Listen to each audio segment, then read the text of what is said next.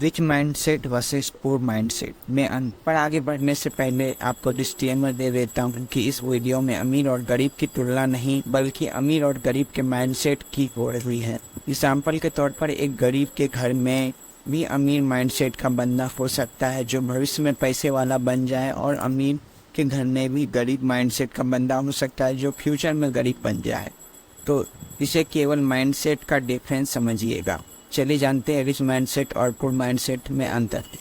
Number 1, smart work mindset. Anil और पवन नाम के दो बंदे हैं जो लकड़ी काटकर बाजार में बेचने का काम करते हैं। दोनों ही बहुत ज़्यादा हार्ड वर्क करते हैं, पर उनमें से पवन का माइंडसेट क्रिएटिव यानी स्मार्ट वर्क माइंडसेट होता है। अब कुछ दिन बाद पंकज सोचता है कि ऐसे तो हम पूरी ज़िंदगी भर मेहनत करते रहेंगे और बाद में बूढ़े होने के बाद हम काम नहीं कर पाएंगे, तो क्या होगा। यही सोचकर पवन ने कुछ बंदों को काम पर रख लिया जो उन्हें लकड़ी काटने के बदले कुछ पैसे दे देता था। इससे उसके पास अनिल की तुलना में ज़्यादा लकड़ियाँ होती थी। वो उन लकड़ियों को बाजार में बेचकर काफ़ी मुनाफा कमाता है। ऐसे पवन धीरे धीरे करके अपने कामों को बढ़ाने लगा और साल भर के बाद वह सैकड़ों बंदों को काम भी दिया। इसलिए अब उसे केवल अपने बिजनेस की देखरेख ही करनी होती है। धीरे धीरे वो शहर का सबसे अमीर आदमी बन जाता है। पर अनिल आज भी खुद को लकड़ियाँ काटकर बाजार में बेचता है। इसलिए अगर अमीर बनना है तो स्मार्ट वर्क तो करना होगा। एक गरीब माइंडसेट के लोग पूरी जिंदगी भर हार्ड वर्क करते हैं पर वो गरीब ही रह जाते हैं। वहीं एक अमीर माइंडसेट का बंदा कम मेहनत करता है फिर भी अमीर बन जाता है। कारण एक ही है, स्मार्ट वर्क माइंडसेट का। Number 2, risk mindset. एक गरीब माइंडसेट का बंदा कभी भी कुछ बड़ा और नया करने का रिस्क नहीं लेता। उसे डर रहता है कि फेल हो गया तो लोग मुझ पर हंसेंगे, मेरा मजाक उड़ाएंगे, मेरा सब कुछ बर्बाद हो जाएगा। जबकि अमीर माइंडसेट का बंदा हमेशा नए नए आइडियाज़ पर काम करता है और कभी कभी जो वो अपने पूरे पैसे दांव पे लगा देता है, क्योंकि अमीर माइंडसेट का बंदा फेल होने से कभी नहीं डरता।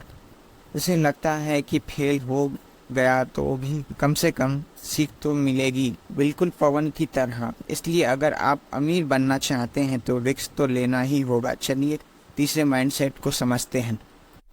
Number 3, learning and reading mindset. अक्सर गरीब माइंडसेट का बंदा कभी भी ना तो बुक्स पढ़ता है और ना ही कुछ अलग से स्किल्स सीखता है, क्योंकि उसे लगता है कि यह सब टाइम वेस्ट है। क्योंकि वह दिन भर या महीना भर की मेहनत के बाद सैलरी या दिहाड़ी पर भरोसा करता है। पर अमीर माइंडसेट का बंदा हर दिन कुछ नया सीखने का प्रयास करता है, और कुछ नया सीखने के लिए वो कुछ महीने तक तो बिना सैलरी के भी काम करता है और आदतों, माइंडसेट और आइडियाज़ को जानने के लिए, अपने स्किल्स को बढ़ाने के लिए बुक पढ़ने पर जोर देता है, जो कि अब तक हम लोग नहीं करते थे।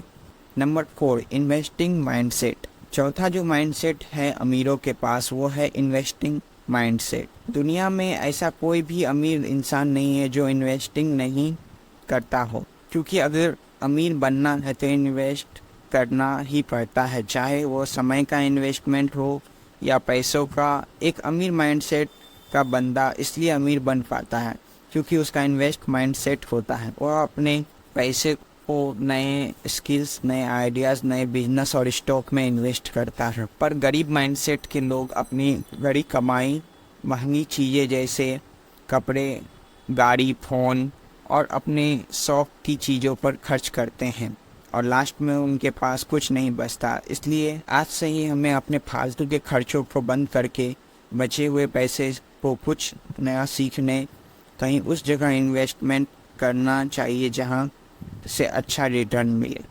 पांचवा और आखिरी माइंडसेट जो सबसे बड़ा डिफरेंस है वो है नंबर 5, एंटरप्रेन्योर माइंडसेट।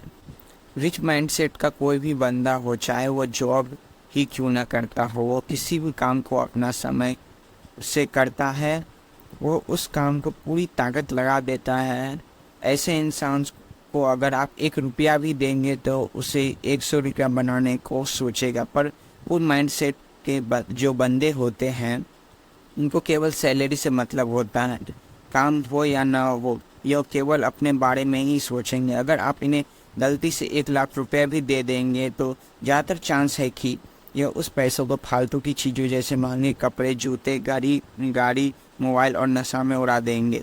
इसलिए अगर आपको अमीर बनना है तो सबसे पहले अपनी सोच को अमीर बनाना होगा, बिल्कुल पवन की तरह, क्योंकि जो इंसान बड़ा सोच नहीं सकता वो बड़ा कर नहीं सकता। इसलिए बिंद्रा सर भी कहते हैं, छोटी सोच पैर की मोच, इंसान को दूर जाने नहीं। आज की इस वीडियो में हमने जाना 5 difference between rich mindset versus poor mindset.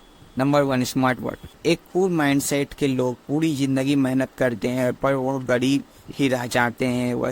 वहीं रिच माइंडसेट का बंदा कम मेहनत करता है फिर भी अमीर बन जाता है। कारण एक ही है, smart work mindset. Number 2, risk mindset. एक फुल माइंडसेट का बंदा कभी भी कुछ नया या बड़ा करने का रिस्क नहीं लेता। उसे डर रहता है कि फेल हो गया तो लोग क्या सोचेंगे। वहीं रिच माइंडसेट का बंदा फेल हो भी जाए तो कभी भी डरता नहीं, यह सोचता है कि कम से कम सीख तो मिलेगी। Number 3, learning and reading. अक्सर फुल माइंडसेट वाला बंदा कभी भी ना तो बुक्स पढ़ता है और ना ही कुछ अलग स्किल सीखता है, क्योंकि उसे सब टाइम वेस्ट लगता है। वो मनी और सैलरी पर भरोसा करता है। पर अमीर माइंडसेट का बंदा हर दिन कुछ न कुछ नया सीखने का प्रयास करता है। Number 4, investing mindset.